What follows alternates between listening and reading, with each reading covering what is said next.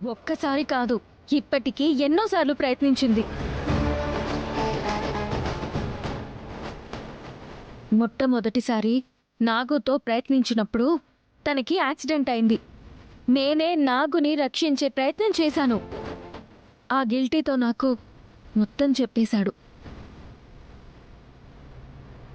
ఆ కథే ఇప్పుడు నేను నీకు చెప్తున్నాను.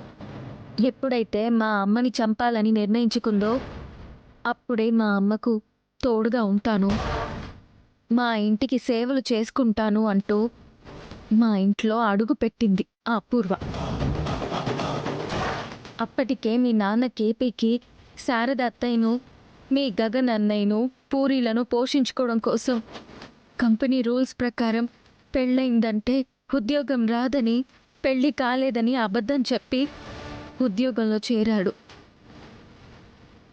మా అమ్మ మీ నాన్నను సొంత అన్నయ్యని పిలిచినట్టే అన్నయ్య అని పిలవడంతో అన్నా చెల్లెళ్ళుగా మీ నాన్నకు మా అమ్మకు అనుబంధం ఏర్పడింది. ఒకానొక టైంలో తనకి పెళ్ళయిందని మా అమ్మకి చెప్పేయాలని కూడా అనుకున్నాడు. అపూర్వ అన్నీ చూస్తూ మా అమ్మని చంపే టైం కోసం ఎదురు చూస్తూ ఉంది. నేను కడుపులో పడ్డాను. నెలలు నిండుతున్నాయి. నాన్నకు కంపెనీ పని మీద అర్జెంటుగా సిటీ వెళ్లాల్సి వచ్చింది. రాత్రికి రాత్రే బయలుదేరారు. అదే రాత్రి సాధన అరంగేట్రం. అదే రాత్రి మా అమ్మకు కాళరాత్రి అవుతుందని ఊహించలేకపోయింది.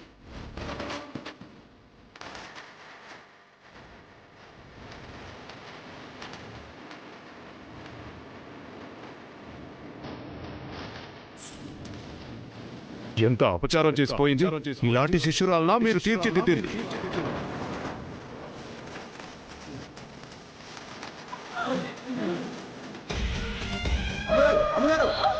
మన ఫ్యాక్టరీ తగలబడిపోతుందమ్మా.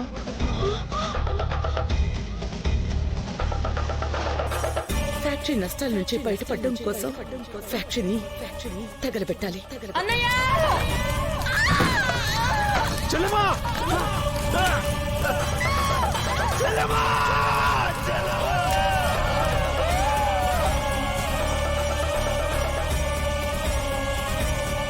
నిన్ను, నీ కుటుంబాన్ని ఫ్యాక్టరీ వర్కర్స్ నిలువున నరికేస్తారు కాబట్టి నీకు, నీ కుటుంబానికి ఎలాంటి సమస్య రాకుండా ఉండాలంటే మీరని పెళ్లి చేయాలి.